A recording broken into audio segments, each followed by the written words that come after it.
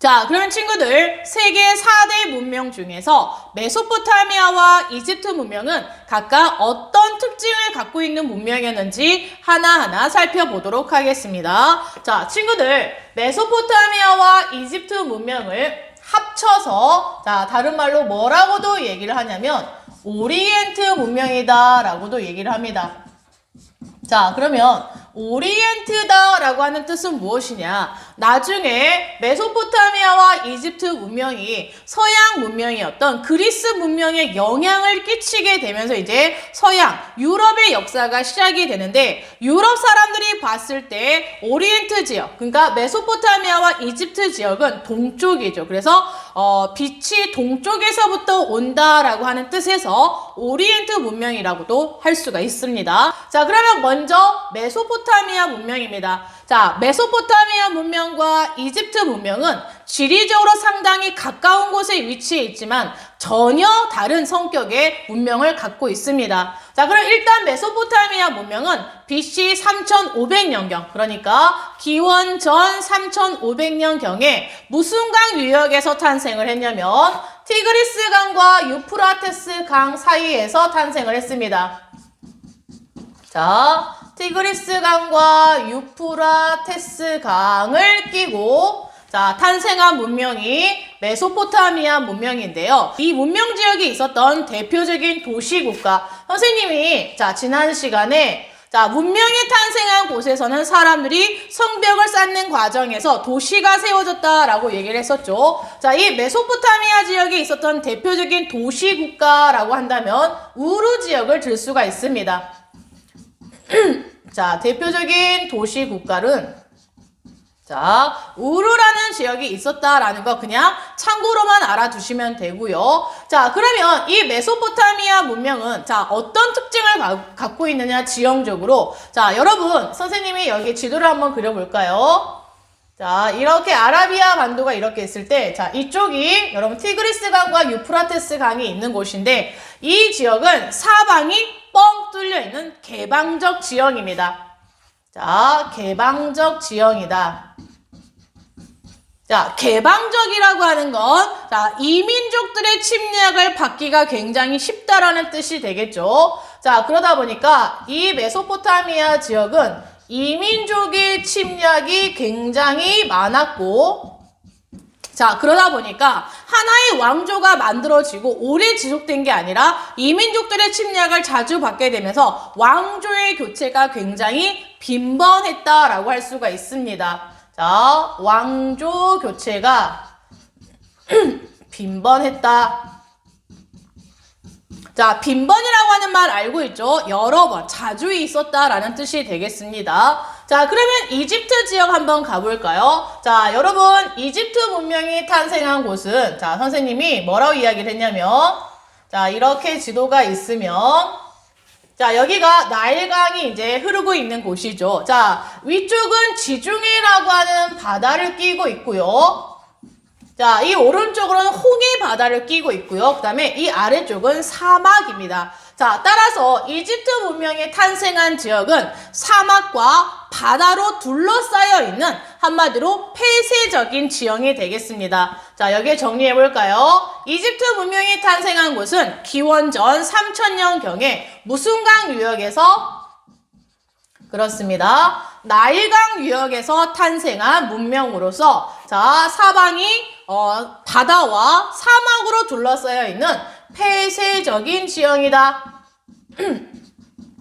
자, 폐쇄적이기 때문에 여러분 사막이라든지 바다를 통해서 자, 이민족들이 쳐들어오기가 굉장히 어려웠겠죠. 자, 그래서 자, 이 이집트 문명이 탄생한 지역에서는 하나의 왕조가 만들어지게 되면 기본적으로 500년에서 1000년 정도는 유지가 되는 굉장히 통일 왕조가 오랜 기간 동안 유지가 될 수 있었다라는 게 특징이 되겠습니다. 자, 이민족들의 침략이 거의 없었고 자, 그러다 보니까 거의 없었고 자, 통일 왕조가 유지되었다.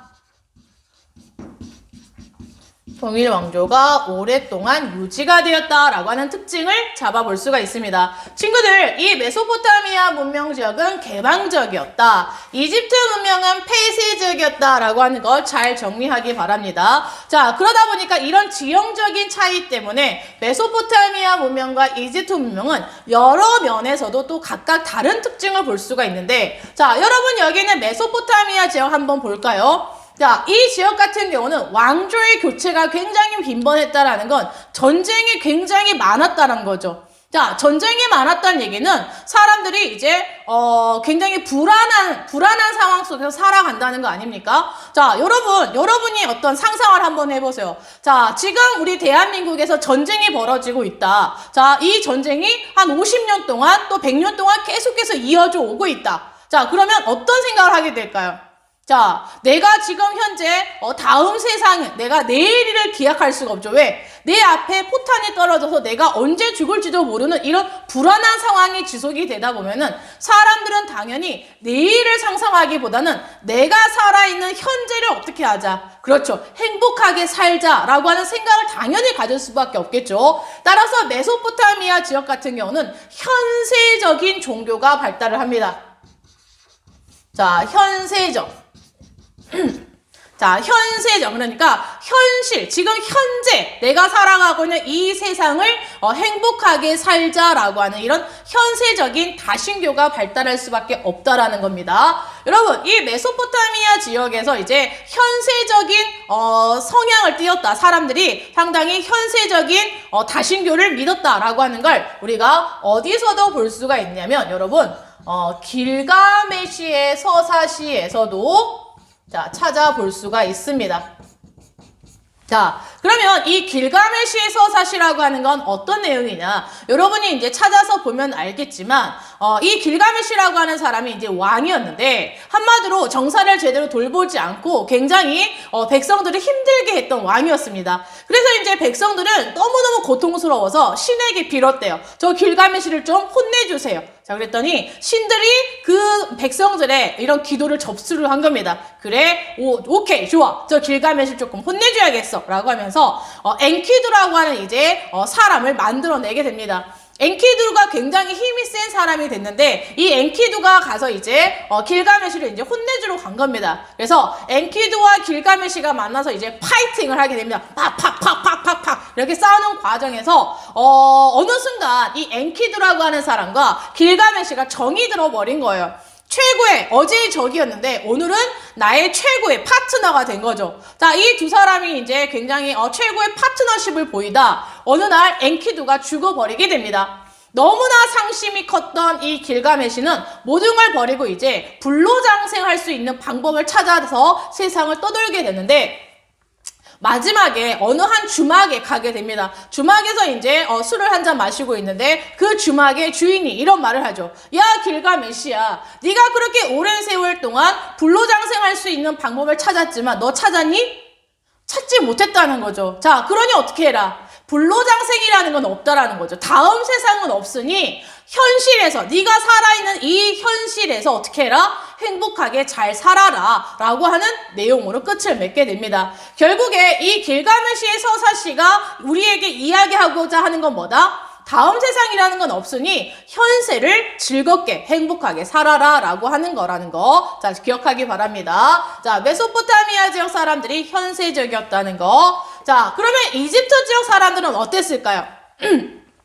이집트 지역 사람들은 폐쇄적이다 보니까 이민족들의 침략이 거의 없었죠. 통일 왕조가 굉장히 오랫동안 유지가 되다 보니까 이집트 지역 사람들은 생활이 굉장히 단조롭습니다. 어제와 오늘이 같고 오늘이 또 내일과 같은 이런 일상들이 계속해서 반복이 되다 보니까 상당히 지루하고 단조로운 일상이 반복될 수밖에 없습니다. 그러다 보니까 이제 이 이집트 사람들은 현실에서 내가 이렇게 살고 있는데 내가 죽으면 어디로 가지? 죽은 다음의 세상은 어떻게 될까? 라고 하면서 이제 다음 세상을 꿈꾸게 됩니다. 그러면서 우리 사람이 죽으면 이제 육신은 썩을지라도 영혼이라는 건 있을 텐데, 이 영혼이 죽지 않고 다음 세상에도 살아가게 된다라고 하는 영혼 불멸의 사상을 믿게 되는 거죠. 자, 정리를 해보면 이집트 지역 사람들은 다음 세상을 믿게 되는 내세적인 신앙이 발생하게 되고요. 자, 영원히 죽지 않는다라고 하는 영원 불멸의 사상을 믿게 됩니다. 이걸 잘 보여주는 게 뭡니까? 그렇죠. 바로 미라죠, 미라. 자, 여러분.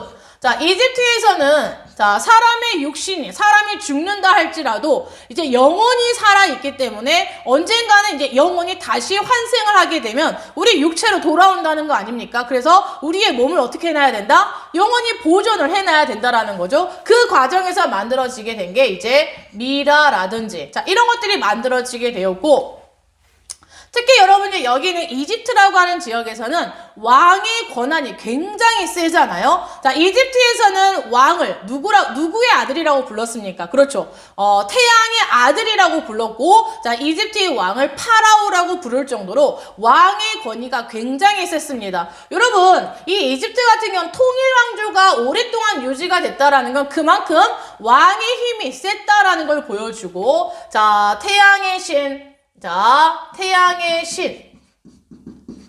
태양의 아들이라고 불렀으며, 자, 우리는 그 사람을 파라오라고 부르죠. 파라오. 자, 여러분, 이집트의 대표적인 이제 파라오 하면 여러분이 많이 알고 있는 게, 람세스 2세라든지 이런 사람들 이제 우리가 볼 수가 있죠. 자, 이집트에서는 이런, 왕의, 권위가 굉장히 대단했던 만큼, 왕이 죽고 나면 왕의 무덤을 굉장히 화려하게 그다음에 크게 지었겠죠. 자, 그 무덤이 뭡니까? 바로 피라미드죠. 피라미드. 자, 피라미드를 지었고요. 이 피라미드를 지키는 수호신이 누굽니까? 그렇죠. 스핑크스죠. 자, 스핑크스가 있었다는 거 잘 기억하기 바랍니다. 알겠습니까? 또 하나, 여러분, 여기는 이집트 같은 경우에는 내가 죽은 다음에 이제 다음 세상에서도 이제 이어진다라고 했죠. 현실의 삶이 끝나지 않고 다음 세상이 이제 또 새로 시작이 되기 때문에 죽은 다음에 이제 우리가 심판을 받는다라고 얘기를 합니다. 그래서 자, 죽은 사람의 어떤 안내서, 매뉴얼, 이게 바로 뭐냐면 사자의 서입니다. 자, 선생님이 지금 사자의 서를 자, 지금 화면에 지금 보여주고 있기 때문에 잘 기억하기 바랍니다. 알겠습니까? 자, 그러면 이제 마지막으로 이 메소포타미아 지역 사람들 같은 경우에는 자, 어떤 문자를 썼냐면 쐐기 문자를 썼습니다. 쐐기 문자. 자, 점토판에다가 갈대 같은 걸로 이렇게 이제 쐐기 모양의 문자를 썼다라고 해서 쐐기 문자가 되고 이 지역 사람들 같은 경우는 달력으로 태음력을 썼습니다. 태음력. 자, 달의 운행을 기준으로 이제 달력을 계산했던 태음력과 숫자로는 자, 여러분 60진법입니다. 자, 1분이 60초고 1시간이 60분이다라고 하는 이거를 이제 처음 썼던 사람들이 이제 메소포타미아 지역 사람들이 되고요. 자, 이집트 같은 경우는 여러분 상형 문자입니다. 상형 문자.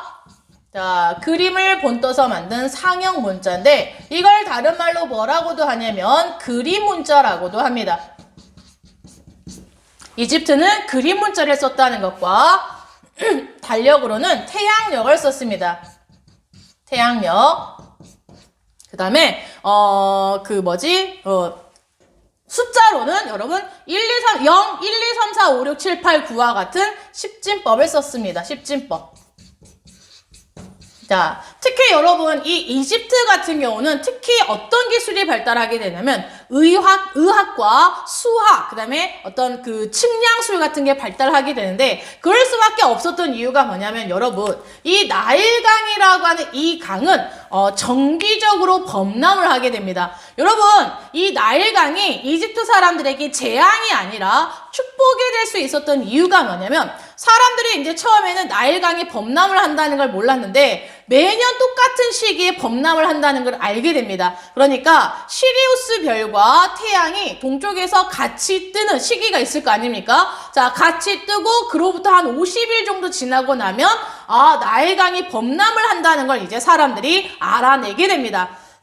자, 그 과정에서 이제 나일강이 이제 범람을 하게 되면 어떤 문제가 생겨나게 되냐면 그 전에 범람을 하지 않았을 때 네 땅과 내 땅에 이제 어떤 토지 경계가 있었을 거 아닙니까? 근데 범람을 하게 되면서 이게 이제 경계가 없어져 버리니까 범람이 끝나고 나면 이제 강 물줄기가 이제 어느 정도 이제 줄어들게 되면은 다시 토지를 측량해야 될 거 아닙니까? 그러는 과정에서 이제 이집트 같은 경우는 측량술이라든지 그 다음에 수학이라든지 이런 것들이 발달을 하게 되고 이게 발달했기 때문에 가능한 게 뭐냐? 여러분 바로 여기는 피라미드가 가능했던 겁니다. 여러분 피라미드 때문에 수학이 발달한 게 아니라 이집트 사람들이 수학이나 측량수, 기하 이런 것들이 발달했기 때문에 피라미드가 나올 수 있었다라는 거. 자, 마지막으로 미라를 만드는 과정에서 여러분 이집트에서는 의학이 발달하기도 합니다. 자, 그럼 친구들, 이 메소포타미아 지역에 있었던 나라 중에, 자, 바빌로니아라고 하는 왕국이 있었는데, 자, 함께 정리를 해볼까요? 자, 메소포타미아 지역에 있었던 나라 중에, 자, 친구들 여기에 빼보겠습니다. 바빌로니아 왕국. 자, 바빌로니아 왕국. 자, 여러분 선생님이 조금 전에 이 메소포타미아 지역 같은 경우에는 지형이 개방적이다 보니까 굉장히 이민족의 침략이 많았고 그 과정에서 왕조 교체가 굉장히 빈번했다라고 했죠. 자, 그래서 이 메소포타미아 지역에 처음 이제 문명을 탄생시킨 사람들은 수메르인인데 자, 수메르인이었다가 나중에 누구로 교체가 되냐면 아카드인으로 교체가 됩니다. 자, 아카드인들이 다시 자, 여기 지역을 정복을 했다가 다시 아무르인이 또 이 지역을 자, 통치하게 됩니다. 이 아무르인들이 세웠던 나라 중에 하나가 바빌로니아 왕국이고요. 이 바빌로니아 왕국의 최고 전성기 때 왕이 누구냐? 여러분이 한 번쯤은 들어봤을 바로 함무라비 왕 때입니다. 바로 누구 왕 때다? 그렇죠. 함무라비 왕. 자, 그러면 이 바빌로니아의 함무라비와 관련해서 여러분이 꼭 기억을 해야 될 내용이 있죠. 바로 뭐다? 그렇습니다. 함무라비 법전입니다. 자, 정리를 해볼까요? 함무라비 법전. 자, 함무라비 법전 하면은 자, 제일 중요한 특징이 뭐냐? 바로 눈에는 눈, 이에는 이라고 하는 특징을 갖고 있죠. 자, 눈에는 그렇죠. 눈, 이에는 이라고 하는 특징을 갖고 있는데 자, 지금 여러분 선생님이 지금 함무라비 법전을 지금 화면에 띄웠는데 이걸 하나하나 살펴보다 보면은 어떤 특징을 우리가 찾아낼 수가 있느냐.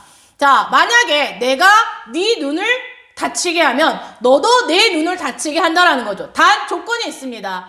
같은 신분일 때만 이 법은 적용이 됩니다. 그러니까 같은 귀족끼리 눈을 상하게 하면 눈을 똑같이 상하게 한다는 건데 자, 예를 들면 A라고 하는 사람은 귀족인데 B라고 하는 사람은 만약에 노비입니다. 그러면 귀족이 노비의 눈을 다치게 했다라고 해서 노비가 귀족의 눈을 다치게 한다 못한다? 못한다는 겁니다. 이걸 통해서 알 수 있는 게 뭐냐면 같은 신분끼리 적용이 되는 법이었다라는 거. 아하! 이 바빌로니아 왕국의 함무라비 법전을 통해서 당시 이 나라는 신분사회였구나라는 걸 알 수가 있습니다.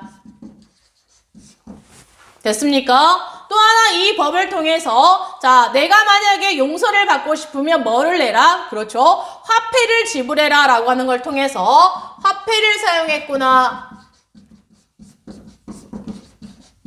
라는 것도 알 수가 있고요. 또 하나 아까도 말을 했지만 같은 신분끼리만 적용이 되고 다른 신분 사이에서는 다른 법이 적용이 된다는 걸 통해서 아하, 신분 간에 차별이 있구나